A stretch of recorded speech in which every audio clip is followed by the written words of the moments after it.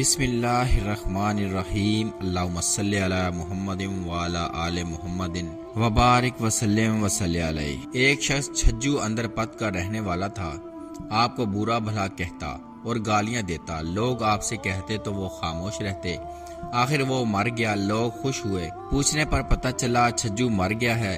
اس کی قبر پر گئے اور دعا کی کہ اے اللہ، میں نے اس کی ہر غلطی معاف کی، تو بھی معاف کر دے۔ اور لوگوں سے کہا کہ دشمن کی موت پر ہنسنا نہیں چاہیے، ہم نے بھی ایک دن مر جانا ہے۔ ایک دفعہ ایک اجنبی خوفناک صورت کا آیا، لوگوں نے تلاشی لی تو چاقو برآمد ہوا۔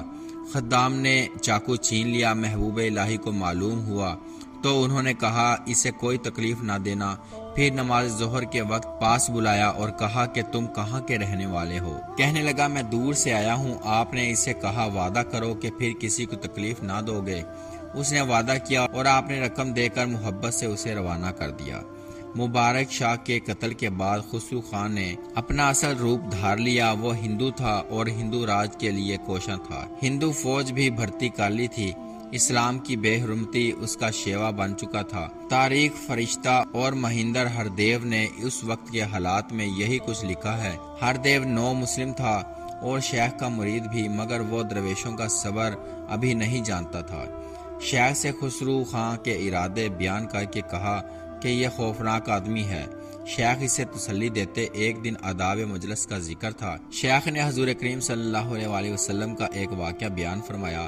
بیان جاری تھا۔ 3 آدمی آئے، ایک کو جگہ مل گئی، دوسرا باہر ہی بیٹھ گیا، تیسرا خفا ہو کر چلا گیا۔ آپ نے فرمایا جسے جگہ مل گئی اللہ نے اسے اپنی پناہ میں لے لیا، جو باہر بیٹھا اللہ نے اسے بخش دیا، تیسرا جو چلا گیا وہ ہماری رحمت سے دور ہو گیا۔ اس کا مطلب یہ تھا کہ جگہ جہاں بھی ملے بیٹھ جاؤ، جانا درست نہیں۔ اسی طرح پردہ پوش کا ذکر کرتے ہوئے فرمایا اللہ ستار ہے، تم بھی دوسروں کے بھید چھپاؤ۔ پھر شیخ عثمان خیر آبادی کا واقعہ سنایا کہ وہ سالن بیچتے تھے۔ ایک دن ایک شخص نے کھوٹا سکہ دیا، انہوں نے رکھ لیا اور سالن دے دیا۔ آہستہ آہستہ یہ مشہور ہو گیا کہ انہیں کھوٹے سکے کی پہچان نہیں اور آپ کے پاس جو کھوٹا سکہ آتا رکھ لیتے۔ سکوں کا ڈھیر لگ گیا تو ایک دن کہنے لگے اے اللہ، میں نے تیرے بندوں کے کھوٹے سکے قبول کر کے جس طرح ان کا بھید چھپایا ہے، تو بھی میری کھوٹی کھری محبت چھپانا اور مجھے آخرت میں ذلیل ہونے سے بچانا۔ ایک دن ایک درویش آیا جو روٹی پکڑے تھا، سالن مانگا۔ آپ نے دیگ سے چمچہ بھر کر نکالا تو درویش کہنے لگا مجھے سالن چاہیے۔ آپ نے پھر چمچہ دیگ میں ڈالا، پھر وہی صورت ہوئی کہ چمچہ میں موتی تھے۔ آخر شرمندہ ہو کر پھر چمچہ ڈالا تو ساگ نکلا۔ درویش نے روٹی کھائی، پانی پیا اور یہ کہتا ہوا چلا گیا کہ اب دنیا تیرے رہنے کی جگہ نہیں۔ چنانچہ عثمان خیر آبادی چند دنوں کے بعد فوت ہو گیا۔ آپ نے فرمایا درویش مستی میں ظاہر ہو جاتا ہے مگر انبیاء ہمیشہ ہوش میں رہتے ہیں۔ اولیاء کا راز فاش ہو جائے تو اسے دنیا میں نہیں رہنا چاہیے۔ کشف و کرامت مراد کے لیے راستے کا حجاب ہے اور محبت کے کاموں میں استقامت کی وجہ ہے۔ مہندر دیو دیو گڑھ سے ماں والدین دہلی آ گیا تھا اور اسے خسرو خان سے ہر وقت خوف محسوس ہوتا تھا۔ ایک دن وہ نظام الدین رحمۃ اللہ تعالی کی خدمت میں حاضر تھا کہ ایک درویش آیا اور گستاخانہ باتیں کرنے لگا۔ مریدوں نے برا منایا اور کہا کہ اگر حکم ہو تو ہم اسے سمجھا دیں، اسے بولنے دو، وہ اپنی تکلیف بیان کر رہا ہے، تمہیں اس سے کیا؟ یہ میرا اور اس کا معاملہ ہے۔ آخر اس سے پوچھا کہ اے شخص تجھے مجھ سے کیا تکلیف پہنچی؟ گدڑی پوش نے کہا تم تو مجلس سجا کے بیٹھے ہو اور میں مارا مارا پھر رہا ہوں۔ آخر آپ نے اپنے مرید خواجہ اقبال سے کہا اسے کچھ دو۔ اس نے اسے کھانا کھلایا اور وہ چلا گیا۔ اس کے بعد شیخ نے فرمایا جب محبت کرنے والے یہاں آتے ہیں تو گستاخ کہاں جائیں؟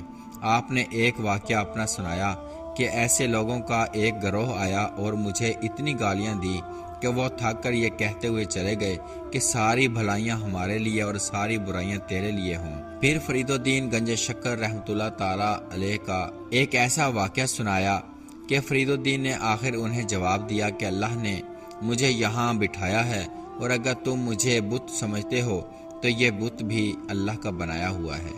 آخر وہ شرمندہ ہو کر چلے گئے۔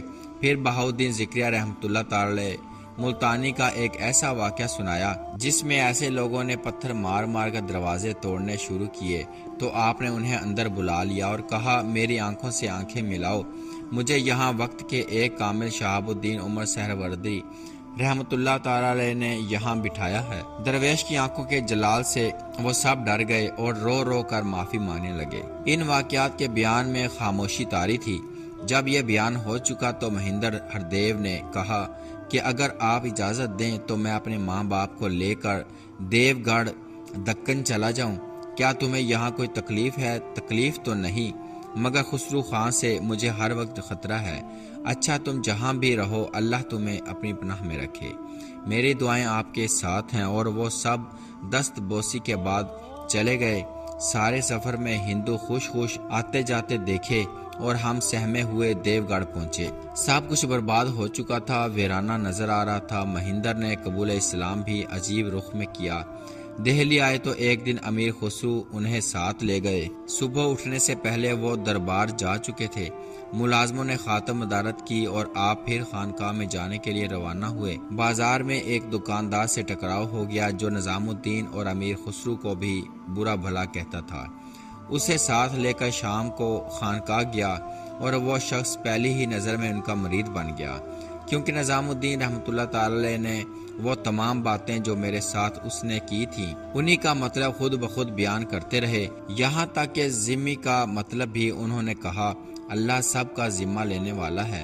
پھر رات سید محمد کے گھر رہنے کا حکم ہوا اور وہ دکاندار سید محمد کے حلقہ ارادت میں شامل ہو گیا، اور دہلی کی رہائش کے دوران وہ میرا ہمیشہ شکریہ ادا کرتا رہا کہ تیری وجہ سے مجھے فلاح ملی۔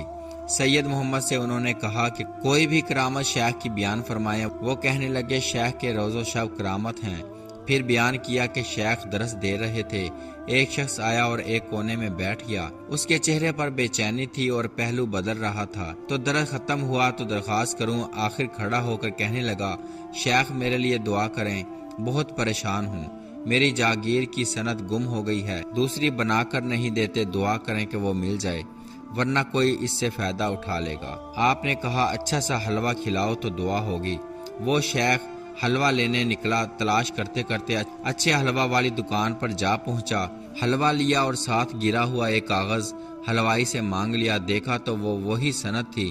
جب حلوہ لا کر دیا تو وہ کاغذ دیکھ کر شیخ نے فرمایا یہ کیا ہے؟ وہ کہنے لگا یہی تو میری سند ہے، اور وہ بہت خوش تھا۔ انہوں نے کہا میرے مرشد فرید الدین رحمت اللہ تعالی علیہ کی روح کو ایصال ثواب کرو، پھر وہ حلوہ بچوں میں تقسیم کر دو۔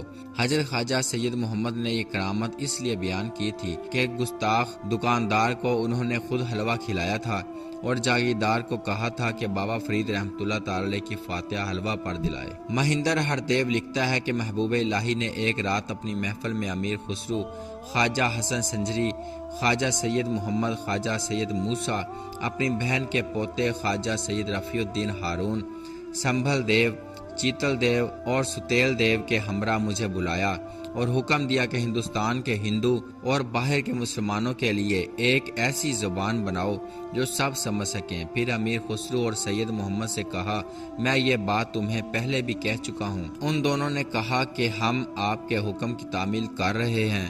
میں بچوں کی تعلیم کے لیے کتاب لکھ رہا ہوں جس کا نام خالق باری تجویز کیا ہے۔ شیخ نے کہا اس کا کچھ حصہ سناؤ۔ امیر خسرو نے اس کے کچھ شعر سنائے۔ آپ نے پسند کیا اور کہا ہندی زبان میں ایسے شعر بھی لکھ جنہیں لوگ گایا کریں۔ ہماری فارسی اور خسرو کی ترکی کے ساتھ ہندی کے الفاظ ملتے جا رہے ہیں، لوگوں کو سمجھاؤ کہ ان زبانوں کو ملا کر فائدہ ہوگا، ایک دوسرے کا مطلب آسانی سے سمجھا جا سکے گا۔ مہندر کی اس تحریر سے ظاہر ہوتا ہے کہ شیخ نے اردو کی بنیاد رکھنے کے علاوہ تبلیغ کے لیے ایک نیا مؤثر راستہ کھول دیا۔ مہندر ہردیو بھی مہتوں اور سادھوؤں کے زیر اثر نہیں آئے تھے۔ امیر خسرو کے ایک مصرے چھاپ تلک سب چھین لی مجھ سے نینا ملائے کے، تیری ایک نظر کا یہ اثر ہے کہ تو نے بت پرستی کے سارے نشانوں کو مٹا ڈالا، اس کے پاؤں کی زنجیر توڑ دی، اور وہ کہتے کہ مجھے یقین ہے کہ اللہ ایک ہے اور محمد صلی اللہ علیہ وآلہ وسلم اس کے رسول ہیں۔ شیخ نے کہا آپ مسلمان ہو گئے۔ مہندر نے کہا پھر مجھے بیعت کا لیجئے۔ آپ نے کہا ابھی اس کا وقت نہیں آیا، پہلے تو مسلمان ہونے کا اعلان کرے اور اپنا اسلامی نام تبدیل کیا جائے۔ وہ حکم کی تعمیل کی کوشش کرتا رہا مگر بے چین تھا۔ پھر بیعت کے لیے کہا۔ شیخ نے اس کی درخواست قبول کر لی اور بیعت کے بعد اپنے ہاتھ سے کلہ چہار ترکی اس کے سر پر رکھی۔ حلقہ ارادت میں شامل ہونے کے بعد مہندر نے دیو گڑھ جانے کی اجازت مانگی۔ شیخ نے کہا تم جا سکتے ہو اور اپنے والدین کو بھی ساتھ لا سکتے ہو، مگر حالات خراب ہونے شروع ہو گئے ہیں۔ حضرت سید محمد کا خادم ملی آیا کہ علاء الملک کا نائب ملنا چاہتا ہے۔ میں نے اندر بلا لیا، اس نے میری تحقیقات کرنا شروع کی اور میں حیران بھی تھا۔ اتنی دیر میں خواجہ سید محمد، خواجہ سید موسیٰ اور مولانا احمد نیشا پوری وہاں آ گئے۔ مولانا احمد نے اسے کہا کہ یہ ہمارا مہمان ہے۔ وہ کہنے لگا مہمان ہونے سے کیا فرق پڑتا ہے؟ اس نے ان بزرگوں کو بھی نظر انداز کر دیا۔ مولانا احمد نے کہا کہ یہ حکومت کا ذمہ ہے، دیو گڑھ کے شاہی خاندان سے تعلق رکھتا ہے، جاگیردار ہے اور ہمارے شیخ نظام الدین رحمۃ اللہ تعالی علیہ کا مرید ہے۔ آپ کوتوال سے کہیں کہ علاء الملک خود شیخ سے بات کر لیں، مگر وہ نہ مانا اور کہا کہ اس نے ہندوؤں سے کئی جگہ باتیں کی ہیں اور کہا ہے کہ علاء الدین نے میرے راجہ رام دیو کو لوٹا ہے، یہ حکومت کا باغی ہے اور اس کی سزا موت ہے۔ گویا موت میری طرف بڑھ رہی تھی۔ اتنی دیر میں شیخ نائب خاص خواجہ اقبال آئے اور علاء الملک کے نائب کو مخاطب کر کے کہنے لگے ہم ہردیو کو جانے نہیں دیں گے، علاء الملک کو چاہیے کہ وہ خود آئے اور اس کا جرم بتائے۔ نائب بولا تمہارے شیخ کو کیسے معلوم ہوا کہ میں اسے گرفتار کرنے آیا ہوں؟ خواجہ اقبال نے کہا تمہیں کیا معلوم ہے کہ وہ کیا ہیں اور اللہ نے انہیں کیسی روحانی طاقت بخشی ہے؟ مگر وہ نہ مانا اور کہنے لگا میں کسی کو نہیں جانتا، اگر مداخلت کی تو میں اس کا سر لے کر جاؤں گا۔ خواجہ اقبال نرم پڑ گئے۔ سید محمد آگے بڑھے اور کہنے لگے کس کی مجال ہے جو ہمارے حضرت کے مہمان کو ان کی اجازت کے بغیر یہاں سے لے جائے؟ یہ سن کر اس شخص نے تلوار نکال لی۔ خواجہ موسیٰ آگے بڑھے اور اس کا ہاتھ پکڑ لیا اور بازو مروڑ کر تلوار چھین لی۔ مولانا احمد نے مدد کی اور اس کے دونوں ہاتھ باندھ کر بٹھا لیا۔ اس کی آنکھیں شیر کی طرح چمک رہی تھیں، اس کے ہونٹوں سے جھاگ نکل رہی تھی اور وہ گستاخانہ الفاظ ادا کر رہا تھا۔ میری بے چینی میں کچھ کمی ہوئی مگر ڈر باقی تھا۔ اس صورت میں کوتوال علاء الملک خود وہاں پہنچ گیا۔ اس کے ساتھ 10-12 آدمی تھے۔ حالات کا جائزہ لیا اور اپنے نائب پر برس پڑا کہ تمہاری پہلے بھی میں یہ شکایات سن چکا ہوں کہ تم میرے مرشد کے حضور گستاخی کرتے ہو، آئندہ ایسا ہوا تو نوکری بھی جاتی رہے گی۔ شیخ کا نام سن کر وہ میرے ساتھ مہربانی سے پیش آیا، شیخ سے ملا اور کہا کہ ہردیو کو صرف علاء الدین دیکھنا چاہتے ہیں۔ چنانچہ وہ اسے ساتھ لے گیا، بادشاہ کے حضور سارا معاملہ بیان کیا۔ بادشاہ بھی مان گیا کہ یہ آدمی صورت سے ہی اچھا معلوم ہوتا ہے۔ اس نے مجھے معاف کر دیا، 1000 اشرفیاں انعام دیں اور کہا اس کے والدین کو دیو گڑھ سے دہلی منگوا لو اور اسے کچھ اچھی سی نوکری دے دو۔ علاء الملک نے اپنے نائب کو بھی جاسوس ہندوؤں کے ساتھ گرفتار کروا دیا، مگر شیخ کو جب پتہ چلا کہ انہیں موت کی سزا دی جا رہی ہے تو انہوں نے کہا انہیں معاف کر دو، اللہ خود انہیں جو سزا چاہے دے سکتا ہے۔ چنانچہ بادشاہ نے ایسا ہی کیا۔ ہردیو کے ماں باپ بھی آ گئے اور وہ مسلمان ہو گئے۔ شیخ سے انہوں نے بیعت بھی کر لی۔ ادھر جب تک ہردیو سید محمد کے پاس نہیں پہنچا سب اداس تھے، کھانا بھی نہیں کھایا تھا۔ سب مل کر کھانا کھایا اور ایک دوسرے کا شکریہ ادا کیا۔ کچھ دن بعد ملک کافور نے میرے وطن پر حملہ آور ہو کر سنگل دیو کو شکست دی۔ راجہ رام دیو کا انتقال ہو گیا اور کافور سارے علاقے پر قابض ہو گیا۔ یہ داستان شاہی خاندان کے ایک ہندو کی ہے جو نظام الدین اولیاء کا عقیدت مند تھا۔ اس زمانے میں ایک اور واقعہ پیش آیا۔ مولانا شہاب الدین بیان کرتے ہیں کہ حضرت نظام الدین اولیاء رحمۃ اللہ تعالی علیہ برہان الدین اور دیگر ساتھیوں کے ہمراہ قطب الدین مختار کاکی رحمۃ اللہ تعالی علیہ کے مزار پر فاتح خوانی کے لیے گئے۔ وہاں سے حوض خانے پر مدفون بزرگوں کے لیے جا کر فاتح خوانی کی۔ دہلی کی یہ جگہ پرفضا تھی۔ سیلانی لوگ بھی یہاں آتے تھے۔ اتفاق سے ادھر بزرگوں کی قبروں پر فاتح خوانی ہو رہی تھی اور ادھر پاس ہی خواجہ حسن علائی شیخ کا بچپنے کا دوست اور اس وقت مشہور شاعر بدمستی میں شعر و شاعری کی محفل سجائے بیٹھا تھا۔ شراب اس کی گھٹی میں داخل ہو چکی تھی اور 73 سالی عمر میں تھا۔ بچتے بچاتے آنکھیں چار ہو گئیں اور خواجہ حسن نے پوچھا، مولانا کیا حال ہے؟ آپ نے کہا خدا کا شکر ہے۔ جواباً کہنے لگے آپ سے بہتر ہوں، اور طنزیہ شعر بھی پڑھ سنایا۔ مولانا طیش میں آ گئے اور کہا میری طرف دیکھ۔ پھر کیا تھا، حسن علائی تڑپ گیا اور شیخ کی مریدی اختیار کر لی۔ اسی مریدی میں فوائد الفوائد کتاب لکھی، جسے دیکھ کر امیر خسرو کہا کرتے تھے کہ میری ساری شاعری کے عوض مجھے یہ کتاب مل جاتی اور اس کی محبوبیت مجھے حاصل ہو جاتی۔ خواجہ حسن علائی آخری سانس تک شعر پڑھ کر روتے، اے حسن تو نے اس وقت توبہ کی جب تجھ میں گناہ کرنے کی طاقت باقی نہیں رہی تھی۔